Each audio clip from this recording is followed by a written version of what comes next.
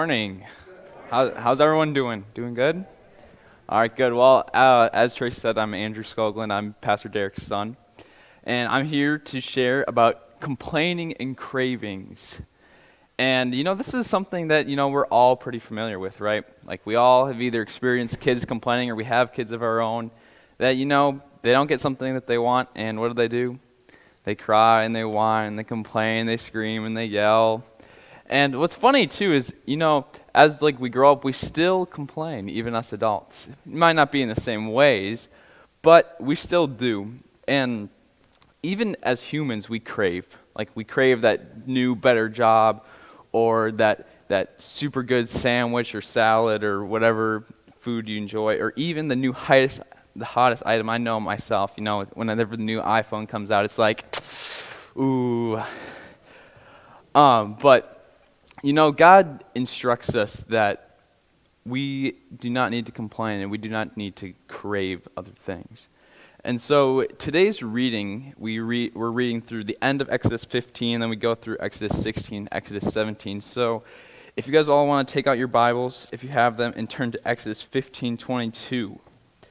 And in this verse here we read that, "Then Moses made Israel set out from the Red Sea and went into the wilderness of Shur, where they went 3 days in the wilderness and found no water."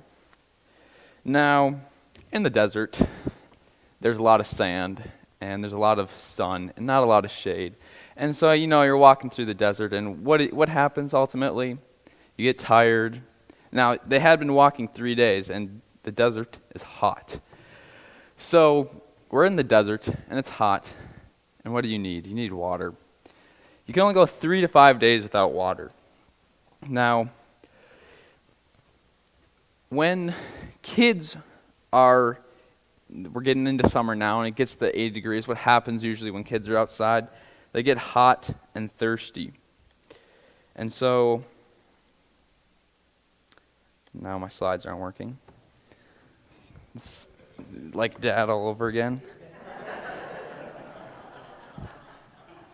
There we go. Yeah, 1 second here. What happened here? Oh, the Wi-Fi. Oh, that's why. All right. Well, we'll try and make this work. Just nod to me and I'll change it. Okay, yeah, we'll do that. All right. It's not a Sunday without technical problems. All right. So, we got that. So, you get hot and you get thirsty out in the desert, right? So, the Israelites, they're out in the wilderness 3 days, and they're hot and they're thirsty. And what do? What do people do when they're hot and thirsty? They complain, right? We're thirsty, we're hot, we're tired. And so, they start complaining to Moses. We're hot, we're thirsty, we need water. And they stumble upon, in the wilderness, I think it was Mur, what is it called? Let me check. Mara, is that what it is? Okay, Mara. So this place, Mara, it's I guess you could call it an oasis in a sense, but the water is very bitter. Now, they have water, right? It's like, you're just complaining you're thirsty. Who cares if it's bitter, right? It's like you need water to survive, but the Israelites weren't satisfied. They weren't grateful for the water that God provided, so they're complaining to Moses. We don't like this water. It's bitter. It doesn't taste good. So Moses, being fed up with all the complaining that's going on, as I'm sure many parents do, get fed up with their kids complaining, he goes to God, and he asks God, "What should I do?" And we see that in verse 24, we see that God says, take this branch of wood and throw it into the water. So Moses does that, and what happens? It turns the water into sweet water. You can switch to the next one. And so, what? Yeah, it switched. So it switches it into sweet water, and again now, God has been faithful to the Israelites. They were complaining. They said, God's leading us out into the wilderness. He took us from Egypt. He's led us to the wilderness, and what does God do? Even though he complains, he's faithful, and he provides this sweet water for them. Now, God had just freed them from slavery. He had He had brought them through the Red Sea, he parted the waters, and still the Israelites were not thankful. They were still complaining. And this is, as we go out through the sea, you'll see a pattern where God is faithful to them. He gives them these miracles, yet they are still complaining. They're still ungrateful for what God has done. But what does God do? As usual, he's always faithful, and he carries them along.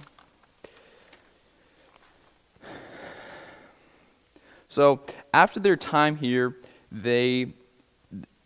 while they're here, God then gives them a statute. And if you want to turn to verse 26, God says, "If you will diligently listen to the voice of the Lord and your God, and do what is right in his eyes, and give ear to his commandments, and keep all his statutes, I will put none of the diseases on you that I put on the Egyptians, for I am the Lord, your healer." Now God is here commanding the Israelites to obey all that he commands and to keep his commandments.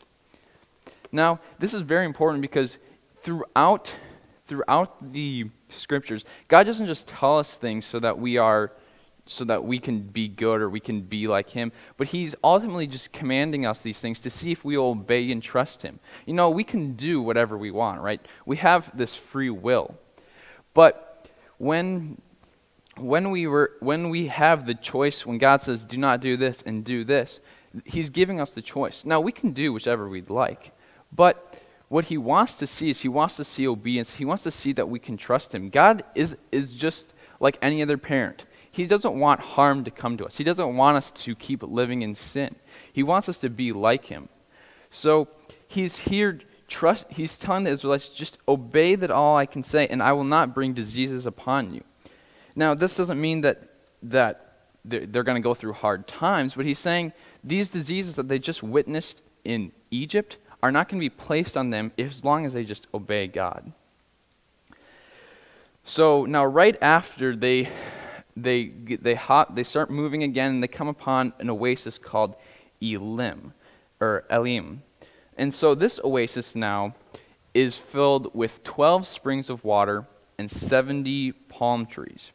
Now, once again, God has blessed them with this water and with this food that, even though they were complaining a couple verses ago, now God is again blessing them with this nourishing water and these palm trees. They weren't necessarily just your plain old coconut palm trees that you see in movies. Now, in the Middle East, and especially in Israel, and the palm trees there produce dates. Now, the very famous date is the medjool date, and Dad has talked about this before too, where this date is like honey. Like you take a bite of it, and you're like, holy cow, it's super rich. It's not as rich as like some cakes, but it's still like super.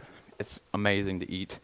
But so they have these 12 springs, which now the Israelites are split into 12 tribes. So this is giving practically a spring for each tribe. And this is to emphasize that God provided enough water for each individual tribe. There wasn't one spring. I know in this picture there's only one spring. So there wasn't just one spring, but there's 12 individual springs, and there's 70 palms. So there's a lot of other things that go into this, where the 12 tribes representing and the 70 palms representing the 70 nations outside of the 12 tribes of Israel. But what ultimately God is saying is that he is going to provide enough so that everyone can be covered. Everyone has enough food and enough water.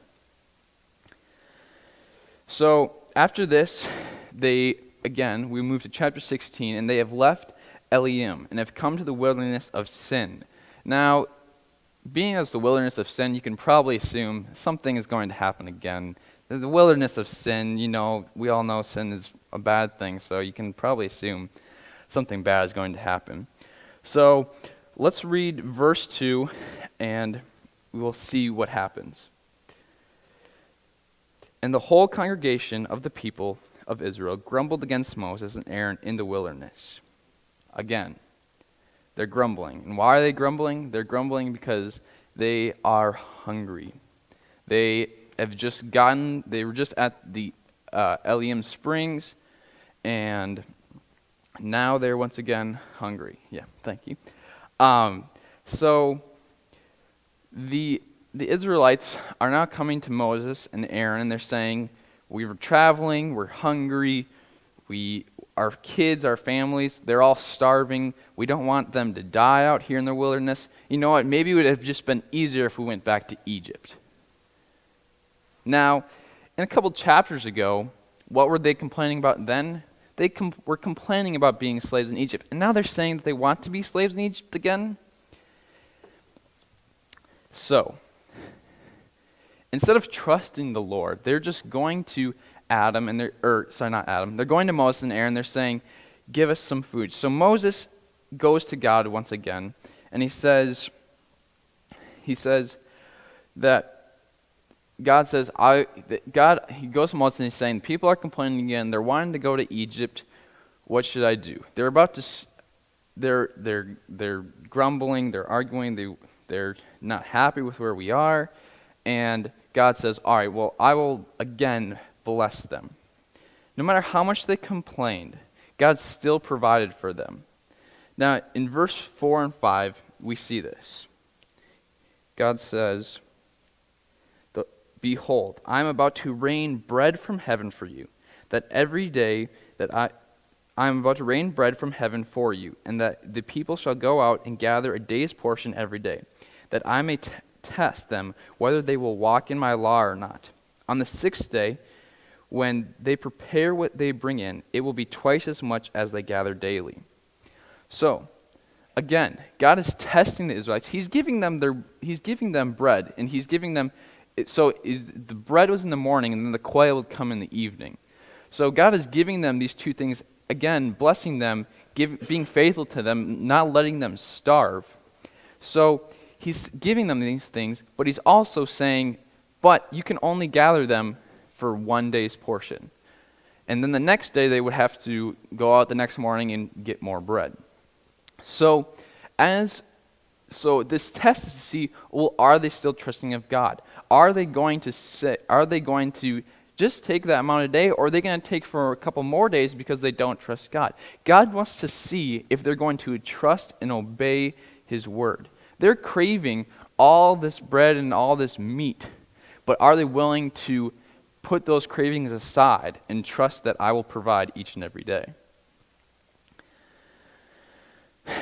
Now, what ends up happening, and we see this in verse 7 and 9, is that the people are again, so what ends up happening in the end of this is they end up gathering too much each and every day, and as Ian was reading, it gets moldy and it's maggots, it smells bad, because they weren't trusting of God. God is saying, you know what, you didn't trust me, so I'm turning. Now, not all their food was turned to maggots, but that food that was kept overnight, the next day, it would be toast. It was done, you couldn't eat it, it was gross. So, they were grumbling and they're complaining. They weren't happy with what God was providing for them. Now, God did give them this food, and he did provide, and so they were then happy. But they weren't just happy because God provided. They were happy because he was giving them what they wanted. Now, what was interesting about this time was that the people were not, before they were given this food, they weren't grumbling to Moses. They weren't grumbling with each other, but they were grumbling against God. God had given them miracle after miracle after miracle, whether it was parting the Red Sea, whether it was freeing them from Egypt, whether it was the water, turning the sweet water into wine, or whether it was the blessing in the wilderness with the 12 springs. But no matter what, wherever they were led by God, that they complained. Whatever food was provided, they complained. Whatever miracle God performed, they complained. Now, just because God gives us something doesn't mean that we should where am I going? Okay. Just because we're giving something doesn't mean we're always going to like it. But we should, like Tracy was saying to the kids, we should be thankful for it, and we should be grateful that something God has provided. Just like when he had given them that bitter water, they should have been thankful that they at least had water. You can only go 3 to 5 days. They're already up to 3 days in the wilderness. Now, I'm sure they did have some water after they left Egypt, but they were probably running low on their water supplies. And again and again, we see that they aren't thankful for what God does provide, but again, they're always wanting more and more and more. So, God blesses them with the quail and the manna, and they're happy once again. But even after this miracle, they travel once again, and they complain again. We continue to read, and we see that Moses, we continue reading, and we get to where we come to, they're wandering again, and they become thirsty again. Now, they are wandering, and they come to the wilderness of, they came through the wilderness of sin, and they had enough to eat.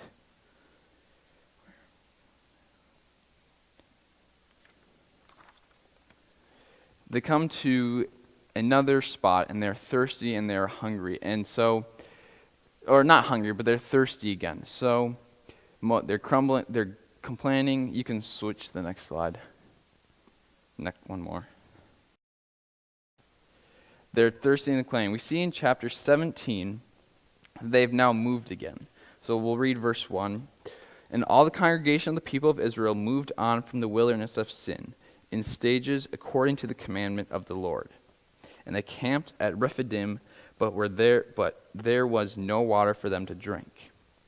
So again, they have no water. And they once again complain because God, for some reason, has not given them water again. Well, God again and again gives them water, and so they're not complaining, and they go to Moses and say, Moses, give us water. We want to go back to Egypt unless we get water. And Moses then has to go to God and say they want to go back to Egypt.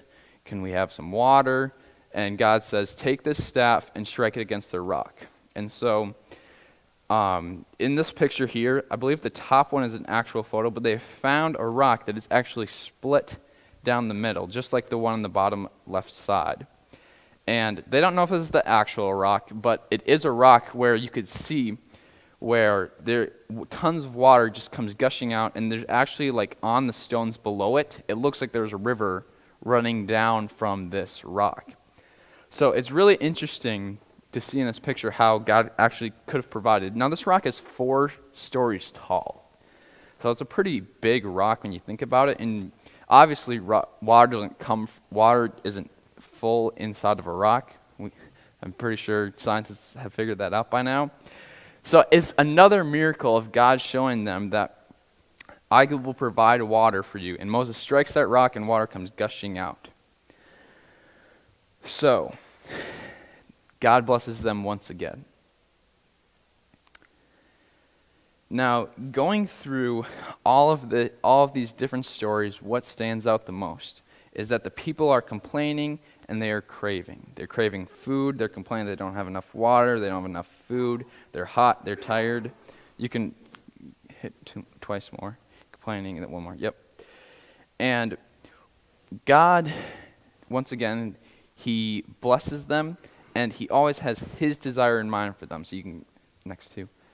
So He always has faithful blessings and a biblical desire for them. So for them it seems like it would be just easier to go back to Egypt, right? The desert, it's hot, it's dry, it's not fun. They're probably getting sand all over themselves, and they feel like it'd be easier to go back to Israel, but that wasn't God's desire. That was only their desires were to go back to Egypt. They were only living by their own desires. Now, how many of us would you say day to day live by our own desires? How many of us live according to God's desires? You don't have to raise your hands, but we need to be diligent about thinking, are we complaining? Are we complaining because we want our own desires, or is it because we are complaining because God's own desires are not doing it? God's desires should always come before our desires. And so there's three things that, kind of stick out that we need to pay attention to, right? We need to first seek to obey and trust God. The Israelites, sure, they were God's chosen people and they were with God, but they weren't necessarily seeking to obey and trust him. God said, "Follow me into this wilderness," but no, they didn't want to do that. They wanted to go back to Egypt. He said, "Don't collect food for 2 days, just collect food for 1 day." And what did they do? They collected for 2 days. And so they weren't trusting and obeying God. And we have to remember is that we need to seek to obey and trust God. We can say that we obey and we trust God, but are we actually seeking and obeying God?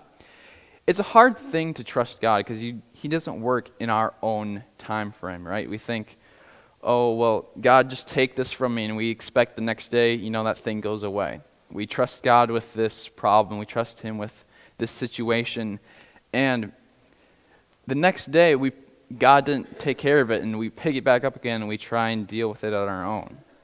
But what God wants us to do is he wants us to just hand it over and maybe not necessarily just ignore it, but we give it to God and we live with it, and we understand, God will heal everything. We keep a godly mindset, and we keep a godly spirit, and God will slowly work through that. I know for myself, I've struggled with trusting God. I'd be like, "Take this, Lord," and next day it pops up back in. I'm like, "All right, well, I'll deal with it then." And it doesn't really work out good for me. And I've learned that, you have to almost like let it be. Let it kind of like a plant. Like you water it, but then you let it grow. You don't sit there waiting for it to watch it grow, right? You let it grow on its own, and you not necessarily ignore it, but you wait and you watch it to see where is it going and how is it growing. The second thing we must do is we must crave Jesus. Now, we see in the New Testament that Jesus says, "I am the everlasting fountain. Whoever thirsts, come to me, and you will forever be, or you will forever be quenched of thirst." Or you always lose your thirst. What's the word? Is it quenched? Is that the word I'm looking for? Your thirst will be quenched, right? I don't know, but you will lose that thirst of water, right? Now, Jesus isn't necessarily saying that we'll actually never need water, but what he's saying is that we will not feel this desire of having to. We'll lose that desire of needing something. Oftentimes I hear people saying, "I just feel like something's missing," right? I just feel like something's not right, and that's what God is saying throughout this thing is, we need to crave God. We need to crave Jesus. Even in when Jesus is having the Last Supper, he's "Take this bread, for this is my body broken for you." And what Jesus is saying is, you can come to me, and that craving of something is going to be taken away, and you're going to find that peace within him. And my last and final point is that God is always faithful, okay? No matter how much we complain, no matter how much we struggle, no matter how times we fall, God is always going to be there, and he's going to be faithful to us, okay? No matter how many mistakes we make, no matter how many times we think God isn't there, he's still there. He's still standing right beside us, but we might not necessarily just acknowledge him.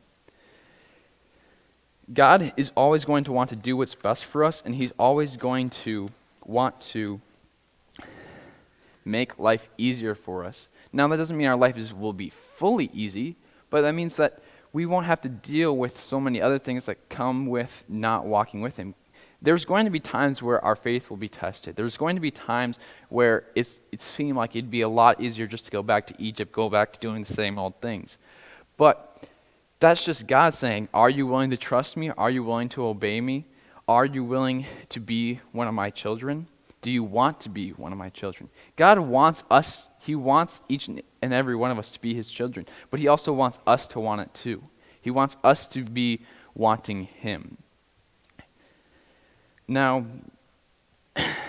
this is a challenging thing to always be faithful to God, because there are so many other temptations out there. There are so many other things calling our attention. But if we can put God first, if we can seek to obey and trust him, if we can crave Jesus each and every day, we can know that God is always going to be there. He's always going to be there right beside us, and he's always going to be there when we need him most. So, let's end in a little bit of prayer.